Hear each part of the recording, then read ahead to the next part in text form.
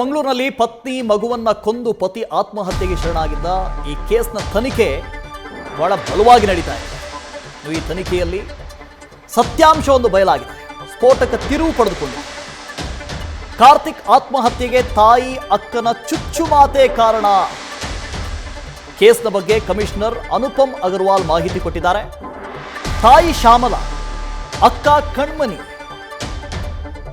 ಇಬ್ಬರನ್ನ ಪೊಲೀಸರು ಬಂಧಿಸಿದ್ದಾರೆ. ಕಣ್ಮಣಿ ಹಾಗೂ ಶ್ಯಾಮಲ ಈ ಇಬ್ಬರನ್ನೂ ಕೂಡ ಇತ್ತೀಚೆಗೆ ನಡೆದಿದ್ದಂಥ ಘಟನೆ ಇದು. ಪತಿ ಕಾರ್ತಿಕ್ ಭಟ್ ಪತ್ನಿ ಪ್ರಿಯಾಂಕಾ ಹಾಗೂ 4 ವರ್ಷದ ಮಗುವನ್ನ ಕೊಂದಿದ್ದ. ತಾನು ಆತ್ಮಹತ್ಯೆಗೆ ಶರಣಾಗಿದ್ದ.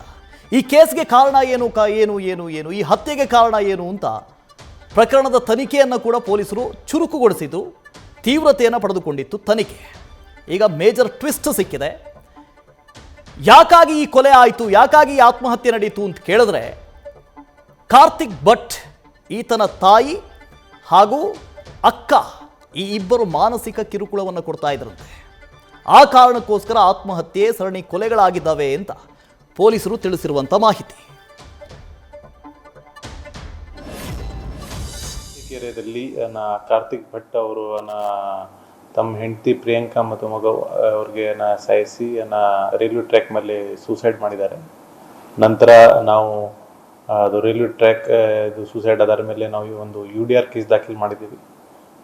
ಜಾಗದ ಪರಿಶೀಲನೆ ಮಾಡಿದ ನಂತರ ನಮಗೆ ಗೊತ್ತಾಯಿತು ದಟ್ ಮನೆಯಲ್ಲಿ ಪ್ರಿಯಾಂಕಾ ಮತ್ತು ಅವ್ರದ್ದು ಮಗಂದು ಕೂಡ ಅವರು ಸಾಯಿಸಿದ್ದಾರೆ. ಇಮಿಡಿಯೇಟ್ಲಿ ಎಲ್ಲ ಫ್ಯಾಮಿಲಿ ಮೆಂಬರ್ಸ್ಗೆ ನಾವು ಇನ್ಫಾರ್ಮ್ ಮಾಡಿದ್ದೀವಿ. ಪ್ರಿಯಾಂಕಾದು ತಾಯಿ ಮತ್ತು ತಂದೆ ಕೂಡ ಆ ಜಾಗಕ್ಕೆ ಬಂದರು.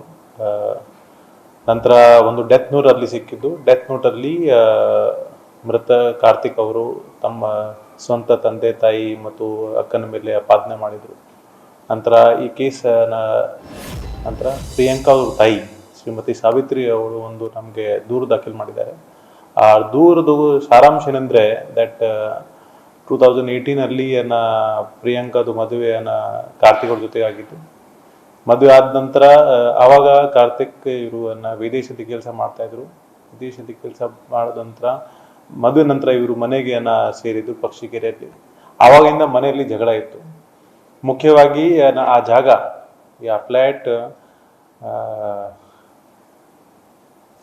ಅವಳು ಶ್ಯಾಮಲದು ಮಗಳು ಕಣ್ಮಣಿ ಹೆಸರು ಮೇಲೆ ಅವನ ಗಂಡನ ಹೆಸರು ಮೇಲೆ ಇತ್ತು, ಗುರುಪ್ರಸಾದ್ ಹೆಸರು ಮೇಲೆ.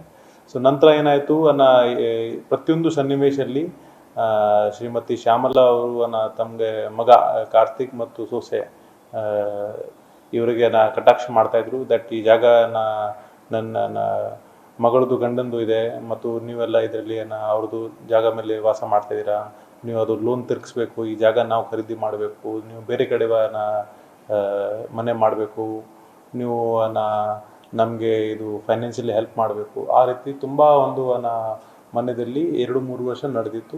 ನಂತರ ಪ್ರತಿಯೊಂದು ಸಣ್ಣ ಇನ್ಸಿಡೆಂಟ್ಗೆ ಅವ್ರಿಗೆ ಪ್ರಿಯಾಂಕಾ ಸ್ಪೆಷಲಿ ಮತ್ತು ಕಾರ್ತಿಕ್ಗೆ ಅವರು ತೊಂದರೆ ಕೊಡ್ತಾಯಿದ್ರು. ಮತ್ತು ಮನೆಯಲ್ಲಿ ಕಂಪ್ಲೇಂಟ್ ಪ್ರಕಾರ ಶ್ಯಾಮಲಾ ಮತ್ತು ಶ್ಯಾಮಲಾದ ಮಗಳು ಕಣ್ಮಣಿ ಹೇಳಿದ ಪ್ರಕಾರ ಕೆಲಸ ಆಗಬೇಕು ಮತ್ತು ಬೇರೆ ಯಾರ್ದು ಏನು ಮಾತನಾಡಿಯಂಗಿಲ್ಲ. ಆ ರೀತಿ ತುಂಬ ಒಂದು ಕಿರಿಕಿರಿ ಇತ್ತು. ನ್ಯೂಸ್ ಫಸ್ಟ್ ನಿರ್ಭೀತಿಯಿಂದ ನಿಮ್ಮ ಪರವಾಗಿ.